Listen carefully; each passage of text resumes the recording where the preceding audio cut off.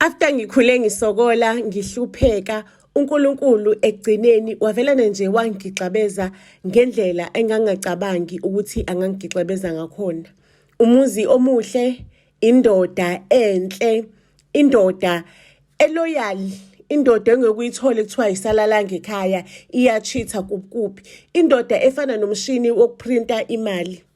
Ubaba-ke bakwethu wangiyekisa nje ukusebenza emini kabhangi ne-degree, wangitshela ukuthi yena udinga i-housewife, akanaye umfazi ozohamba eyofukuza egqilazwa abelungu laphaya. Kusamnandi kanjalo Nkosi yami, gwiqiqi zajika izinto endlini. Ubaba ebhizinisini lakhe izinto zangahamba kahle neze. Ngicela ukunitshela ukuthi saze sagcina sesimuvele back elokishini ngoba sesilahlekelwe isithabathaba sethu, salahlekelwa imoto because thina sasikade sineyimoto emzini wethu. Ngicela ukunitshela ukuthi umshado awubanga usahamba kahle ngoba bese ngiyibhola likababa la akhiphela khona ama-frustrations wakhe. Sagcine sesidivosile.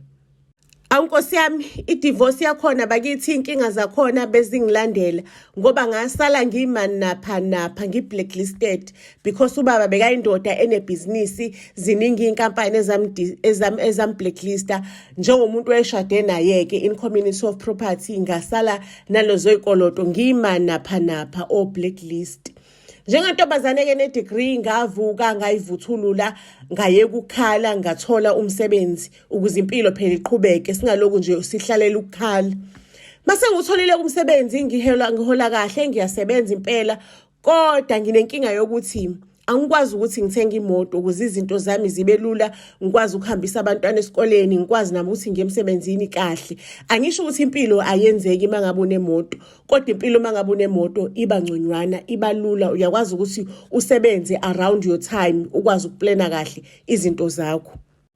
Ayibo, ukukhuluma-ke kuyasiza. Ngikhulume noPhumzile Mngoma waseBus SA, ngimchazela usizi lami, ngimxoxela iy'nkinga zami ukuthi angikwazi ukuthenga imoto, igama lami lingcolile and ngisazama ukuliklina kodwa nje angakafiki esigabeni sokuthi libe klini khona, and ngifuna ukuthi ngibe ngiqhubeka ngiphile impilo while ngisazama ukuklina igama lami.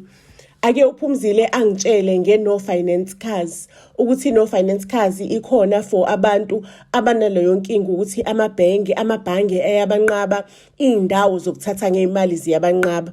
I-No Finance Cars-ke ine-option yokuthi uze kothenga imoto, uyithenge uyikhokhele ngalesikhathi enivumelene ngaso, ukhokha imali e-fixed for leyo mnyaka. Let us say mhlawumbe nivumelene ngo-5 years ukuthi imoto uzoyikhokhela for 5 years. Kulo 5 years loyo ukhokha imali e-fixed le enivumelene ngayo. After 5 years imoto iyashintshwa ibe segameni lakho. After lesikhathi lesenivumelene ngaso imoto iyashintsha ibe segameni lakho. Ukhokha nje i-deposit, kune-list ye-deposit usimabe ufuna imoto ekanjena ukhokha i-deposit engaka, and then every month uzobe usukhokha imali engaka yokuthi usukhokhela imoto phela imali every month. Hawu Nkosi yami, ngicela ukunitshela ukuthi ukuqualifya kwakulula, ukuqualifya ukuthi ngikwazi ukuthi ngithole le moto phela kucheckwa banki, akucheckwa lutho. Ngicela ukunitshela ukuthi kwadingakala ukuthi nje ngibe umuntu osebenzayo ohola imali engango 15,000 noma ngaphezulu. Kwathiwa mangabe kuwukuthi umuntu onebhizinisi kumele ube nebhizinisi elino 60,000 i-turnover per month. Ake bakwethu ngaproducer nje ngaproducer i-bank statement, ngaproducer i-proof of address, ngaproducer i-payslip, ngaproducer i-driver's license.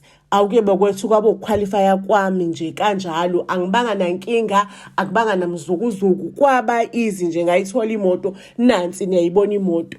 Ngicela ukunitshela ukuthi after 5 years, after isikhathi sasivumelene ngaso singokhokha iy'nyanga ey'ngaki, ngicela ukunitshela ukuthi akubanga nje nankinga, imoto yabuyiselwa nje egameni lami kalula nje, just like that, nansi imoto isasekhona.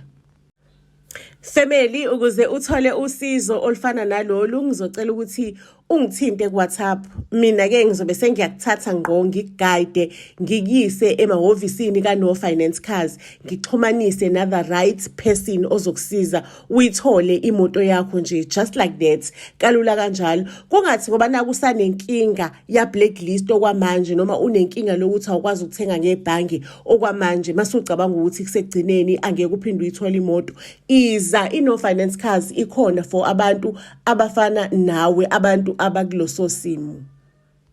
Ngicela ungixhumeke ku-WhatsApp enambeni ethi 079 337 2464 079 337 2464.